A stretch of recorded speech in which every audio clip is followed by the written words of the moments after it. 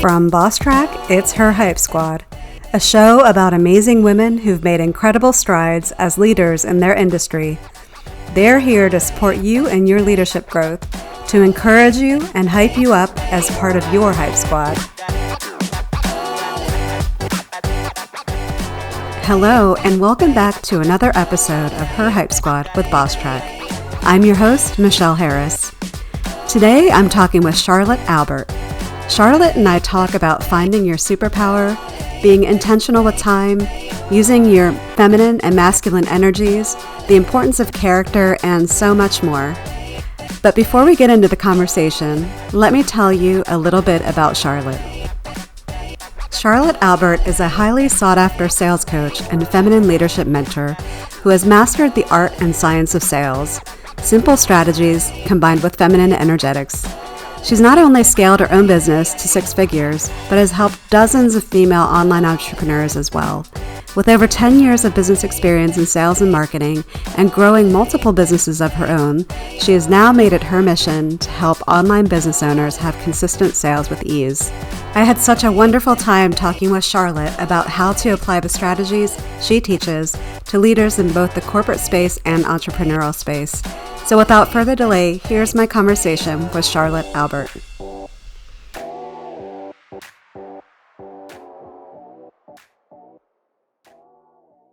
Well, hi, Charlett. So thank you so much for joining us today. I'm so excited to have you on.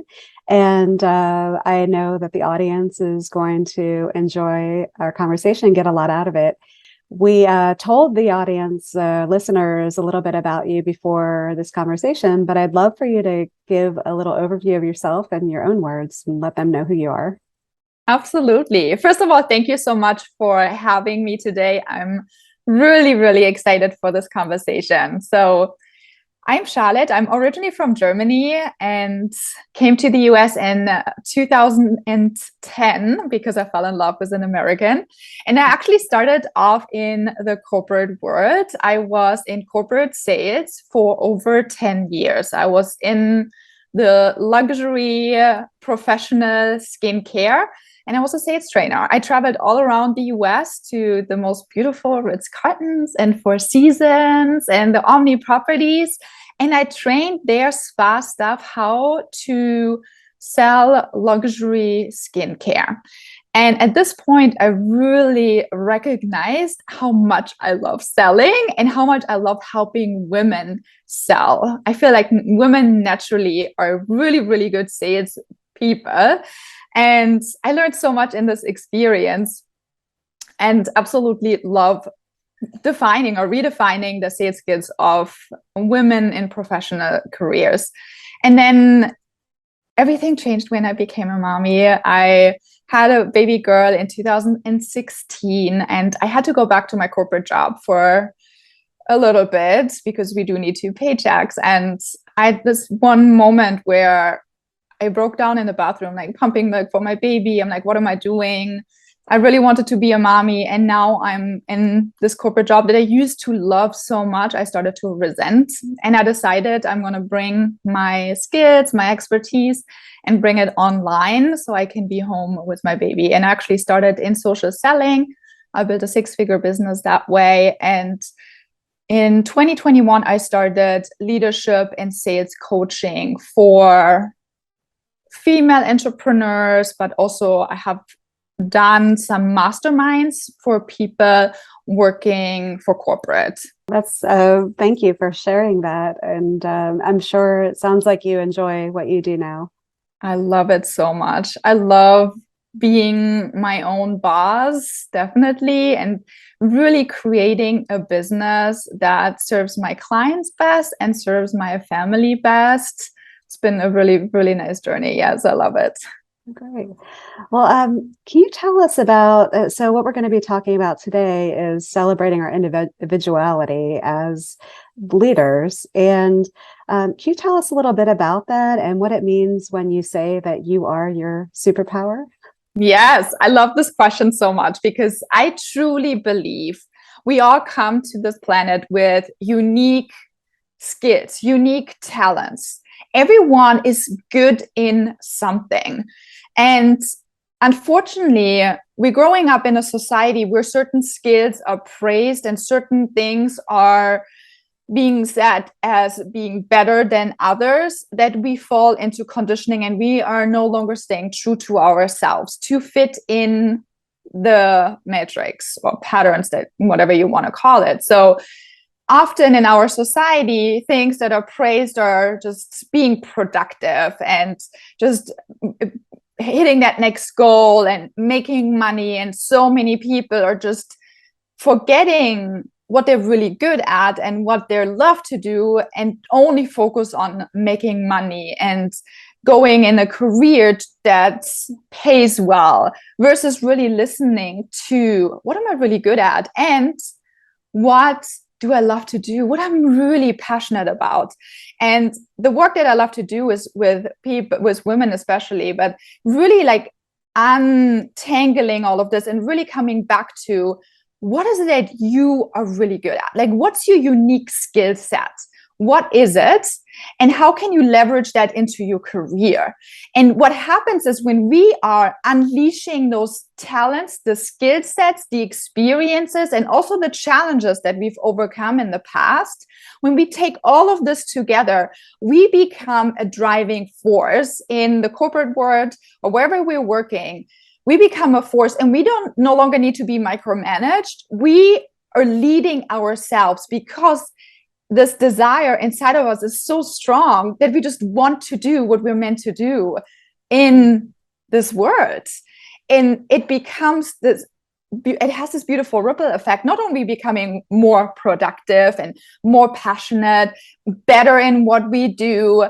The whole culture around us changes. Our team changes. The people around us, the customers we impact are changing. The whole corporate environment is changing as people are being more true to who they are and leading with their unique skill sets. And there's so much magic that can unfold from that actually makes work so much more fun, so much more effortless, and also generates more sales, more income, more impact. Yeah, I love that because the core of our programs is about leading with authenticity, and that really is being true to who you are. I'd love to know, like, I know a lot of people might not even know what their talent is, like what is their core, what is that thing for them? Do you work with people in identifying what that is? And if you do, how do you encourage them or walk them through identifying that for themselves? Great question. I don't really identify that myself. I have actually another coach that I work with that I send them to that can really untangle all of this. But there are some tests like Strength Finders, like there's some platforms, there's a lot of experts out there and tests you can do, personality tests that can really help you with that. But I also feel like it's really good to just looking back as when you were a child, like what were the things that you wanted to do when you were a kid? What were the things that you naturally do? I have two little ones at home. I have a almost 6-year-old, and I just see my daughter loves to dance, loves to sing, loves to express herself. And my son is really athletic. Like he wants to be outside all the time. He's really into already like playing golf and hockey. And like, it's just naturally they have these desires to do certain things. And we all had that when we were a kid. So looking back at that could be a starting point. It could definitely help to be like, okay, those were the things that I wanted to do. And looking then also throughout your career, what are the things that you did? What were the things that you liked? What were the things that you didn't like so much? And just, it's a progress. Like it takes a little bit of time to figure all of this out. Definitely releasing all the pressure is important. Taking time and just like looking at those different spots is going to help a lot. Yeah, that's interesting. I think I read that at some point too, and I actually went back and did that exercise of like, what did I do when I was younger that really brought me joy? And unfortunately, well, one of them was playing waitress, which might not be the best thing for my career, but and I was a waitress and you know, maybe at some point in my career, I'll go back to that, but also like teacher was one of them. So I think that really did lend to what I am passionate about today. So I definitely, that definitely works. Like kind of going back and seeing like what you were passionate about. I like that. Good. Have Yes. you done that for yourself? Like what were you like? What were you passionate about when you were younger? Oh, so good. Such a good question. I'm really seeing it in my daughter now. It's so funny to look back and be like, oh my gosh, I was just like her. And looking also, I'm from Germany, growing up in that culture, how so many of those things were not seen as so valuable, and how I suppressed that in my school years, and how I completely lost my confidence and self-esteem through that conditioning. But yeah, when I was little, I wanted to teach.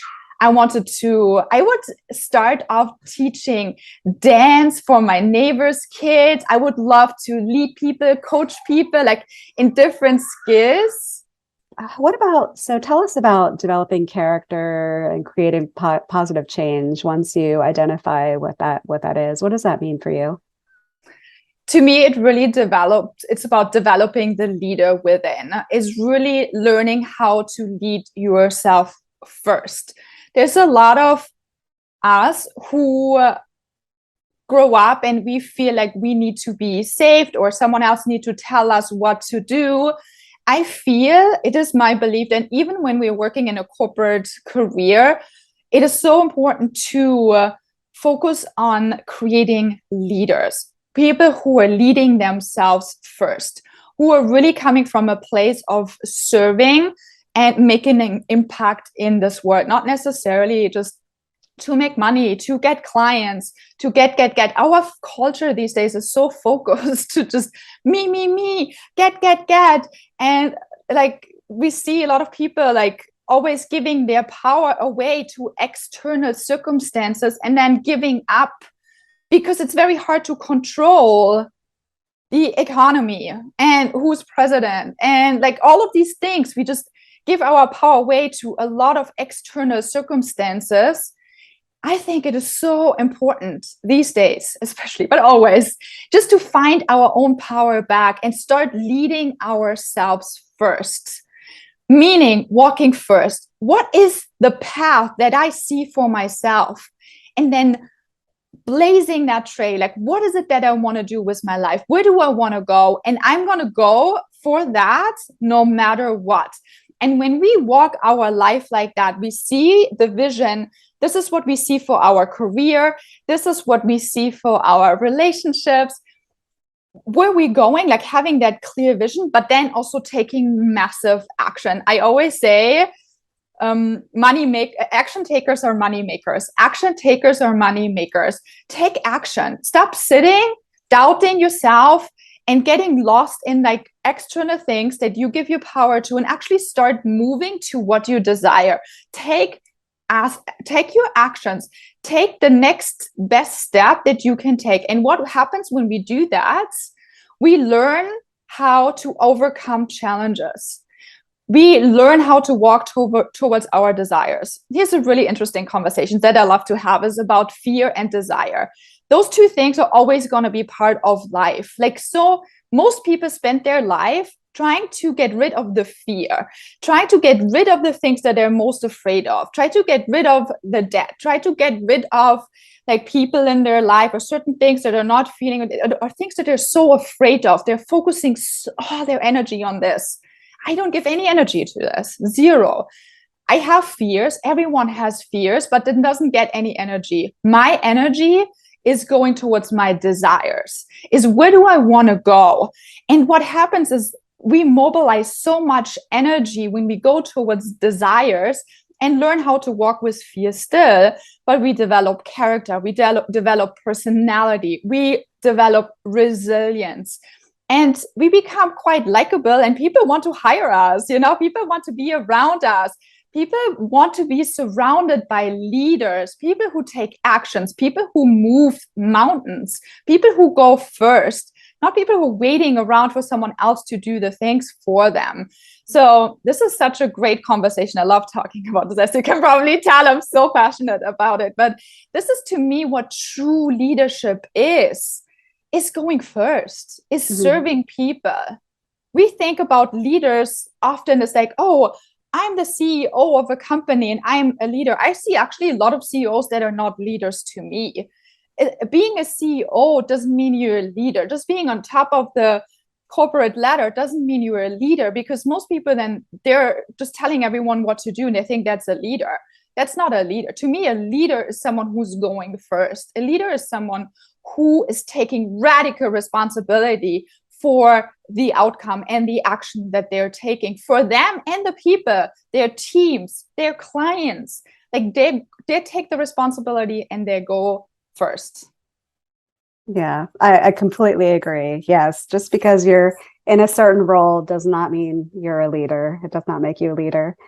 I'm curious, so that is really hard, like what you're saying, to move away from a fear mindset to looking at things through a positive lens and going after that. Do you have any exercises that you have your clients go through to help shift their mindset, or is it more just like a practice they need to like be conscientious of? I do have a little mindset tool that I teach my client, and I do for myself too. And it's really questioning the thoughts and feelings and actions that we're taking every single day. You probably heard this before. We all know our thoughts lead to how we feel, and how we feel lead to the action or inaction that we're taking. So I'm encouraging everyone every day, like before you start your day, or you have certain things that you want to do, really question what are the thoughts that you're having and how do you feel about it, because that's going to determine how you show up for it and then the outcome of it. I'm going to give you an example. There's so many things that we have to do, that we have to get done. But who are we being when we do the thing matters most.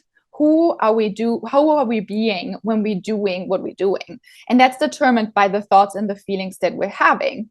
So if, for example, your task is to write an email to a client, let's say, and you resent writing emails, so you're going to show up, you're going to half-ass it, you're just going to be like, you're not going to love doing it. Maybe you're going to copy paste something you've created before. You're just not going to give it your all. And that energy is actually going to get transferred to the client.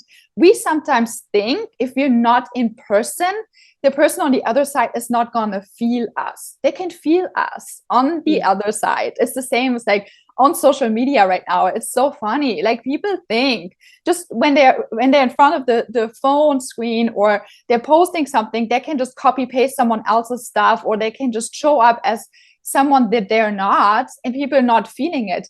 People can smell BS from miles away, like now these days more than ever. So really being in touch with your thoughts and your feelings and really showing up as the best version of yourself matters on the results you're going to get. It really matters. What are your thoughts? How are you feeling? And who are you being when you're doing your task matters.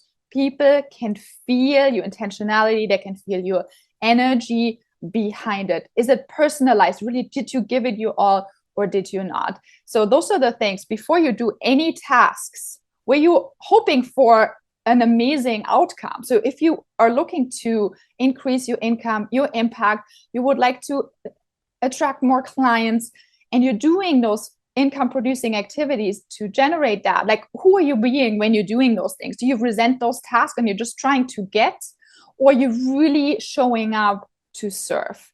That's going to make all the difference. Yeah, and I imagine that really requires a slowdown by people, because I know my, I was in a very fast-paced environment. It was private equity backed, so we were like, it was like grow, grow, grow, build, build, build, and it could feel like the day was a complete whirlwind. But it's really like taking a step back and slowing down and making that space for you in those little pockets throughout the day, so you can think about like where am I coming from and how am I approaching this next project or this next task that I'm working on. Yes, absolutely. So important. Slowing down is so important, especially in this fast-paced world. We don't think about it so often. We're like, oh, let me just do another thing. Let me just do another thing. And then, but no, if you're already feeling frantic, slow down now and then do the task. Yeah. So good. Yeah. And I guess having time that you set aside for yourself every day where you're kind of taking stock of what you're doing, what your goals are, what problems need to be solved, and kind of giving yourself that space and blocking that intentionally on your calendar can help as well. So important. I'm such a big scheduler because I value my freedom.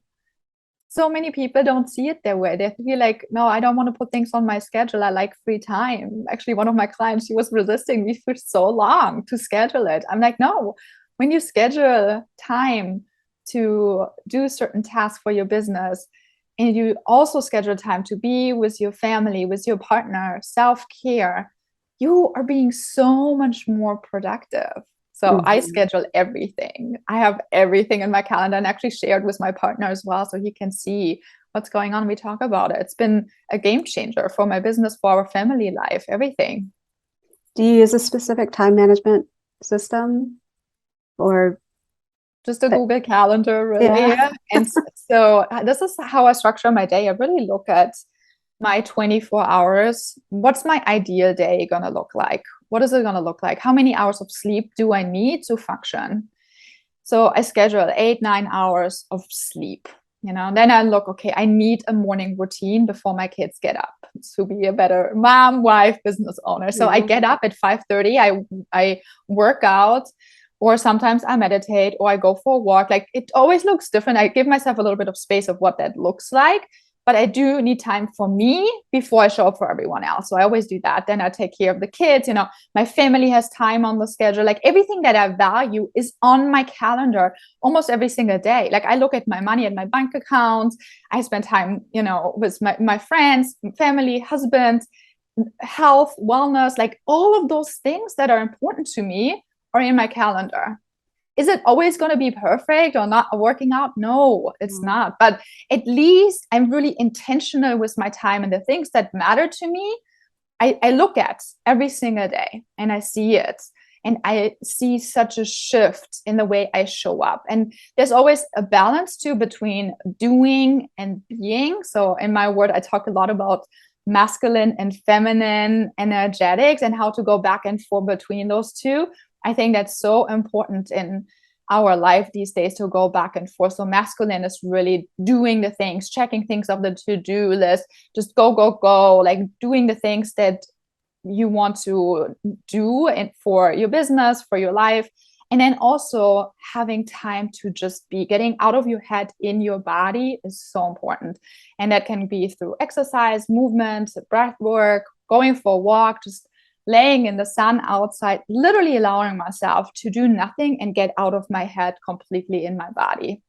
So I do those two things every single day. Yeah, it sounds like you do, like, it's like time blocking where you're making sure everything's scheduled and, at least provide somewhat of a guide for your day.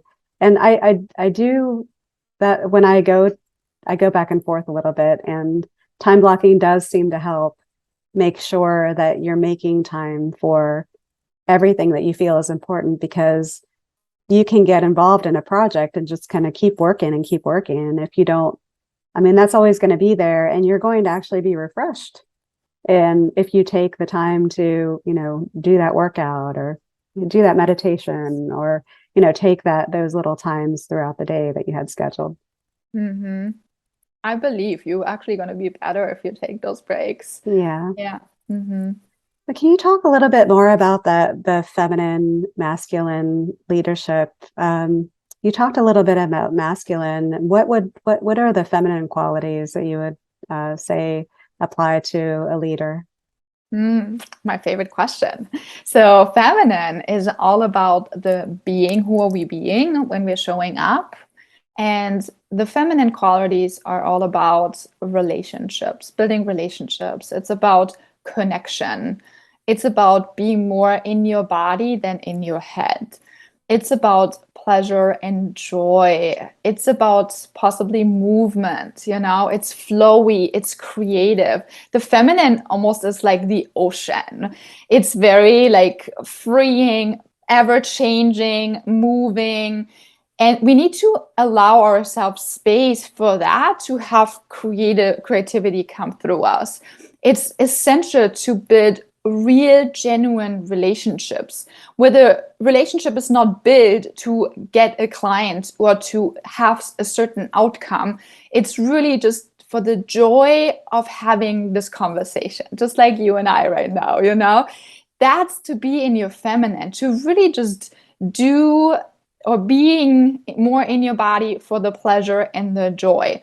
And when we are mastering the doing parts, but also understanding how to completely tap into our body and focusing on building genuine relationships, connection, finding joy and pleasure in every single day and every single task, that's how we experience exponential growth in our career, in our relationships, everything. Because if we're always just focusing on the logical outcome, and we're just doing and we're sacrificing our own well-being to just do the things, we're limiting ourselves drastically from what is possible for us. I believe we all could live the most miraculous life if we allow ourselves to go back and forth between masculine and feminine energetics, if we really structure our day, our quarters, our year, like have a plan for everything on where we're going to go, but then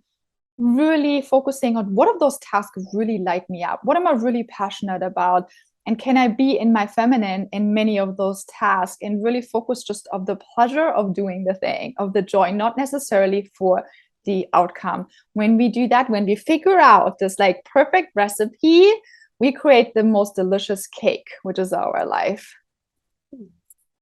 I love that. And I think that it's, I think I've never really put it in those terms, but definitely as a leader, those feminine qualities are what are they're going to help you build trust with your team and really get them to feel empowered to perform and know that you have their back, basically, as they're moving through their own careers and getting things done. And so I like that, because of course it's business and you have to get things done, and that's all the doing.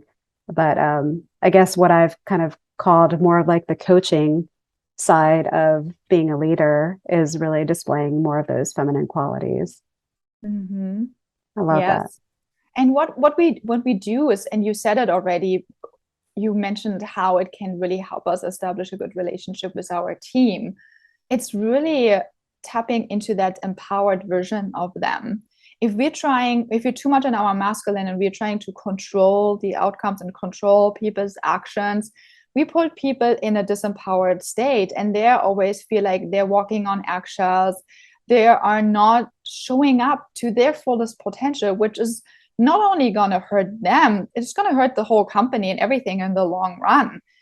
If we're learning to tap into our feminine and speak to leaders, literally talk to them as self-led leaders, they become that. We talk to that empowered person, that empowered version of them, and they become an empowered version. We talk to someone who is, everyone has leadership qualities within them. We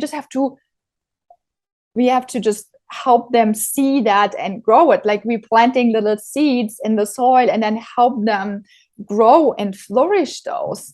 So it's all about, yes, how we are communicating with people and talking to that empowered leader within every single one around us, versus from our masculine trying to control and manipulate, possibly, or persuade. That this is not going to lead to the results that we actually would like. Yeah, that's a great way to look at it. And so with your leadership coaching, is there anything else that you focus on that is important to leaders as they work through all of this and become successful leaders?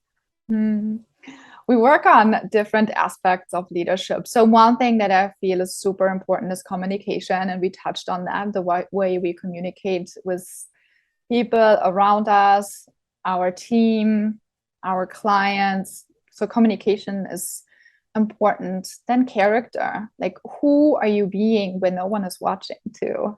That's a really interesting one. Building true character means you showing up in your business and life the same way.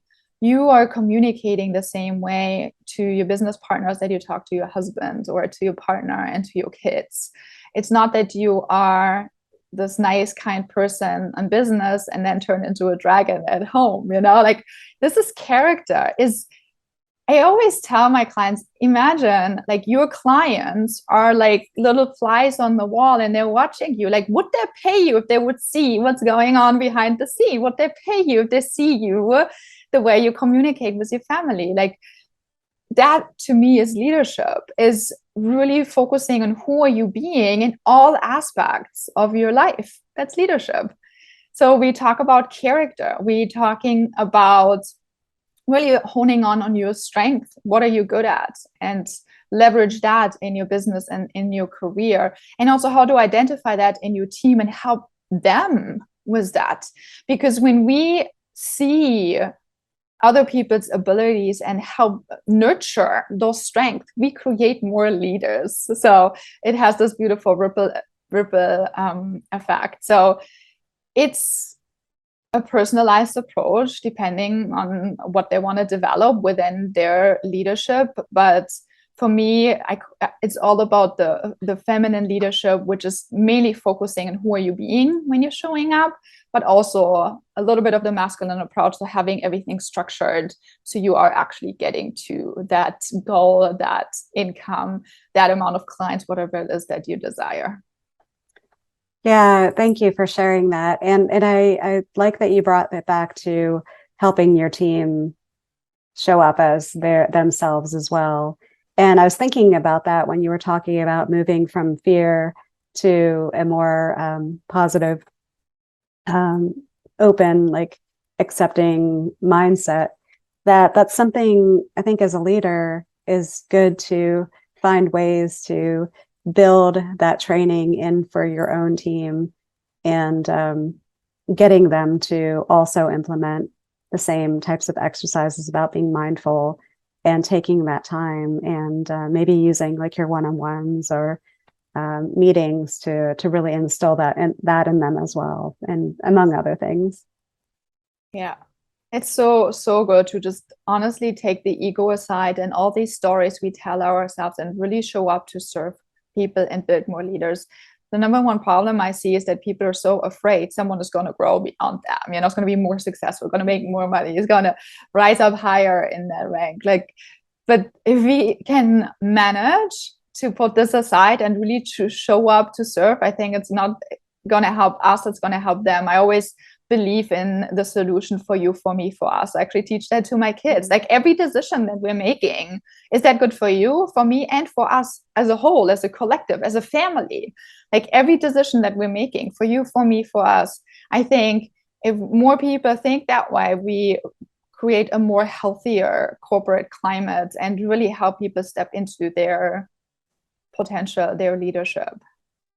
Yeah, I'm glad you brought that up, because I really, it hasn't been in my experience and haven't seen it a whole lot, but I know there probably are people that are in a leadership position and maybe feel threatened by their team succeeding and, moving beyond where they are. And really, it's important to have the mindset and shifting so that you're looking at it as your success if they're growing and succeeding. I mean, that's really what your role is as a leader, is to help them develop in that way. So I really appreciate you bringing up that aspect of leadership.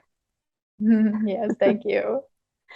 I'd love to find out, when you were in a corporate environment or in your role now, I mean, what do you think is the most important thing about being a leader? And you may have touched on it already, but like the number one thing, if somebody had to take away from this conversation. I would say learn how to communicate. As John Maxwell is one of my leaders. Actually, I learned from him. He's very known. You probably know him too. Yeah, very known in the field. And he wrote a book, Everyone Communicates, Few Connect. And I find this so true. I think learning how to communicate properly is a skill everyone should master, no matter if you are in a corporate world or in life. Like learning how to properly communicate. I think words are so powerful. We don't believe sometimes how powerful words are, but I believe they can create our destiny. So how are you communicating with your team, with your people? It's definitely a skill I encourage everyone to master, and go get the book, Everyone Communicates, Few Connect. Everyone Communicates, Few Connect. Okay. Yeah. Thank you for that recommendation. And we'll definitely add it to our list. I think I've read some of his older ones, but nothing more recent. So I'll have to look into that. And do you have any funny moments being a leader that you could share that was a learning experience for you along the way? I have several. I actually was so lucky. I literally started in the most amazing corporation. It was a corporation where they're really focusing on seeing your potential and helping nurture that. So when I first started in sales and education, I started, doing some admin tasks, things like that. And I remember my mentor and boss at that time, like I'm still in touch with her. I love her. I'm so grateful because she made me this person that I am today. And she taught me really the foundation of this mindset and who I am today. But she would challenge me. She's like, Charlett, I think you're ready. I think you should start doing some presentations, some sales trainings. And I was the most introverted person. I was so quiet. I believe as a kid, I was really loud and singing, I wanted to coach and teach. I've always been that person. But then through my school years, that was not the skill that they wanted from me. So I really lost my confidence in that. And when I started in the corporate career, I was very introverted, shy. Even just saying my name, I would turn red like a tomato. It was not my forte. I was not thinking I would ever be a public speaker or talking on podcasts, or I never thought that would be me. But my mentor, my boss at that time, she saw it. She saw it in me. So she challenged me. She's like, I want you to present this presentation to me. And oh, Michelle, first of all, I had sleepless nights. I was sweating. I'm like, this was the most difficult task of my life. I had the little index cards and I wrote down every single word of this presentation. And when I presented to her, I would love to have this presentation, but it must have been horrible. Literally, stuttering, sweaty, reading it was so funny. But honestly, this experience pushed my edges. I hated it and I loved it at the same time. I was like, I'm not good at it. I feel I could like this. And she nurtured me. So for those years together, we worked together on my presentation skills. And then for years, I traveled literally all around the US doing presentations in front of large groups. And now, this is the thing I love the most. It is so funny how one thing that we think we could never do, we don't see the ability that we have it, but someone else sees it within us and can pull this out of us. So just a really cool reminder that sometimes the things that we hate or think we're not good at could be the very, very one thing that could lead to something really big and beautiful in life. Oh, that's so amazing that you had a leader that identified that and took the time to really bring that out in you. Yeah, I wish more people were so lucky. Do you, so this is something we talk about a little bit in terms of how we're raised and things that happen and kind of the attitude that in schools they have of girls and boys. What do you think when you said when you were in school you were not really encouraged to speak and you became introverted? What do you think were the things, or even if we look at what do you think teachers could do differently that would have like supported that and not extinguished that passion of yours? It's such a beautiful question and so complex and so difficult. I just see it right now. My daughter just started school, and I just see teachers having this enormous pressure to perform and follow the lessons plan. And at the same time, they want to, be there for every kid, but they're now over 20 kids in one class, and it's just so much pressure. And then dealing with all the parents. So I have so much grace with teachers right now, and I have so much love and gratitude for them. So now I'm seeing that what it's really like to be a teacher. So what can they do differently? It's difficult because I feel when you have a big group of kids and they're all kind of wild and crazy and playful, but you have to teach them something, you do have to teach them some kind of a structure. But I think what happened to me often was we got punished when we were allowed. We literally get punished, like with bad grades or like marks, or we would have to stand like facing the wall. Like, but that, it's not like that anymore, I think. But really looking at every kid and trying to really see them for who they are and praise them for the things that you see that they're good at and what makes them them. And it comes back to communication, really, Michelle. Yeah. It's really like, how do we communicate with the kids? So not like saying this is right or wrong, good or bad, but no, you are you. We love you for you being you. But now, right now, in this class or in this lesson, I need your support to do this. I need your help to do this. It comes back to communication. I feel many teachers, possibly, especially back in the day, I'm not that old, but back in the day, maybe I didn't know. Like maybe she didn't know how to communicate properly, and maybe she was really stressed and challenged, and the only way she knew to handle the situation was to be really harsh and threatening. There were days I was crying. I couldn't go to school. Like I didn't want to. And it was the system there was not really meant for my like sparkly, flowing personality, I guess. Oh, yeah, completely understand. It's so unfortunate, but you're right. It is very complicated with the school systems that we have, and how do you fix that? And I guess we're not going to solve that in today's conversation. I think also to like add to that, I think it's important, like, what are we doing at home as parents? Do we talk about this with our kids?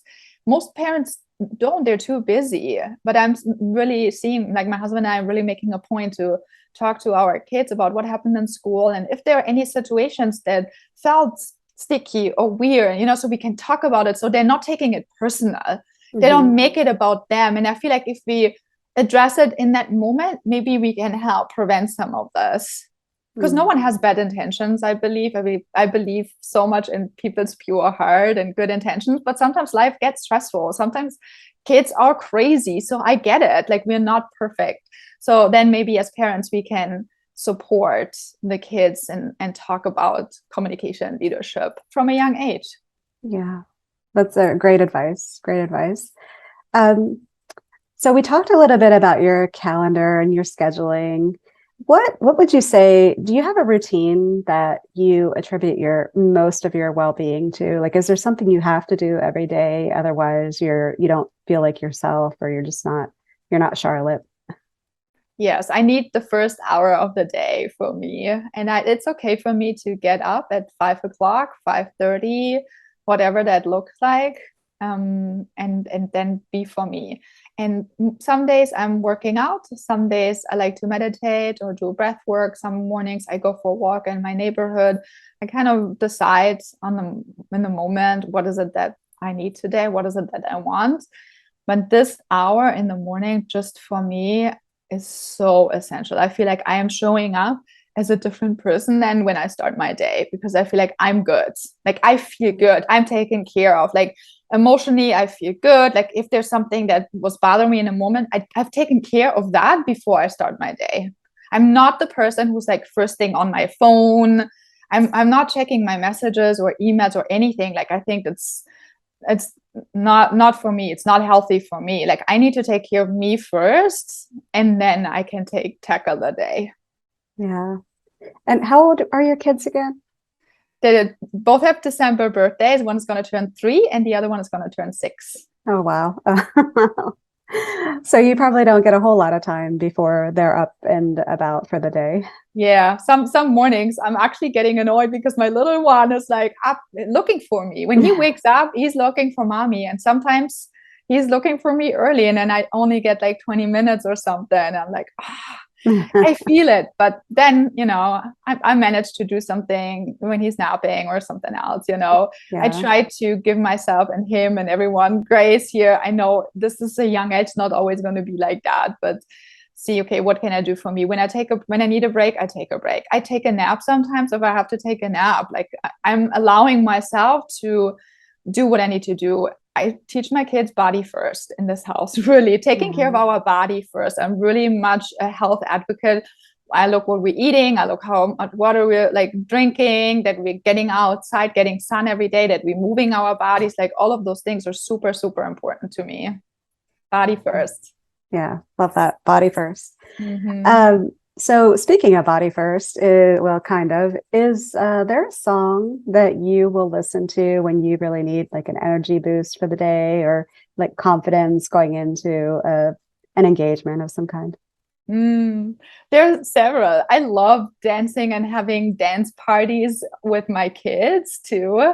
Actually, what we've been loving recently is Andra Day, Rise Up. I feel like that's such a good song to. I taught a class 2 days ago, and literally like before I would come on and do my presentation, I would listen to it and I literally feel myself rise. I just go in my body and I'm like, rise up, rise to the occasion, whatever it is, because it's a choice to rise up or to go down, to play small. I'm encouraging everyone to rise up. So when I need to rise up myself, I listen to that song. Oh, that's a good one. That's a really good one. And I'm kind of stealing this question from another podcast, but I really like it because I think it gives people tools or things they didn't think about that could be helpful. So I'm wondering if you have anything that you bought in the last year or two that's under $100 that has really changed your life. Yes, this is going to be funny. It's a massage gun. Okay. I'm loving it. I bought it for my husband and myself, and it's just so good. Like we love getting like foot massages, or I love getting a massage, but I love like when I'm sitting longer on my desk and I build out tension, I just use it, or my kids even use it on me, or my husband even just like a little like rub down. I think just to release any tension, any pressure. I think it's such a beautiful thing. Everyone needs to have a massage gun. Well, it's a good one. That's funny. It's like my sister was always trying to get her daughters to brush her hair. So she would make it a game. So she would sit and the girls would brush their hair. I can imagine like it'd be fun to like have a game where the kids just come over and massage your back with the massage gun. Yes. As it's almost like a toy for them. Yes, I think it's hilarious. It's fun. Oh, thank you. Then the last question I have for you is just, and I know you already mentioned the book by John Maxwell, but are there any books that you've read recently, fiction, nonfiction, or podcasts that have really helped you change your outlook, or that you just really enjoyed listening to or reading? I love reading books, and I have always a bunch of things. It's almost like an addiction. Like I love learning. I always have like paper books. I have podcasts. I have Audible books. I love everything by John Maxwell. I'm a John Maxwell fan. So I just read this again, Developing the Leader Within You. I think this is such a good book. Everyone should read it, no matter where you're at, as a parent, as a business owner, as an employee. It's all about what we talked about today, pretty much, is really leading yourself first, developing character, serving others, building good, creating good communication skills, all of it. It's a life skill, and just makes your life and everyone else's lives better when we step into leadership. Yeah, I don't think you can go wrong with any John Maxwell book. I appreciate you sharing that one. I read the original one. I didn't realize there was like a 2.0 version. He keeps working on them. This man amazes me. Like he is. He wrote over 100 books by now. I mean, it's incredible. And every book is so good because I like how it's so simple and you can easily apply everything that he says. It's just so simple. Everyone just gets it. It's not complicated to read. It's an easy read. You can read a couple of chapters a day or a couple of pages and okay, this is my next thing. This is what I'm going to work on right now. It's just very tangible. I like that. Yeah. Yeah. Well, Charlett, I thank you so much for being on today. I've really enjoyed your energy and such positive energy. And I know you provided some great advice for our listeners to take with them and implement. I'd love for you to share how our listeners can reach out to you if they wanted to follow up on anything we've talked about or where they can find you on social or the internet. Yes. I'm actually a business owner who built my 6-figure business just with social media and a Zoom link. So I don't even have a website. So I love connecting with everyone on Instagram. So you can just find me at Charlett Albert. And I would love for you to reach out, just say hi in the DMs. Like I love meeting people. I truly love people. So connect with me on Instagram. That would be amazing. Great. Well, thank you. And thank you again for coming on. I've really enjoyed this conversation and I hope to have more conversations with you again in the future. Yes, absolutely. Thank you so much for having me, Michelle. Yeah. Have a wonderful day. Thank you. You too. Bye. Bye-bye. Hi, everyone. This is Michelle again. Just one more thing before you take off. If you've enjoyed this podcast, consider joining our Patreon at patreon.com/Bosstrack or sign up for our free weekly newsletter. It's easy to sign up and easy to cancel. Every Monday, we send out a short, exclusive newsletter of what we found during the week that we're excited about, we're inspired by, and we're watching and reading. If you'd like to check it out, just to go to thebosstrack.com/newsletter. Just type that into your browser, thebosstrack.com/newsletter. Drop in your email and you'll get the very next one. Thanks for listening.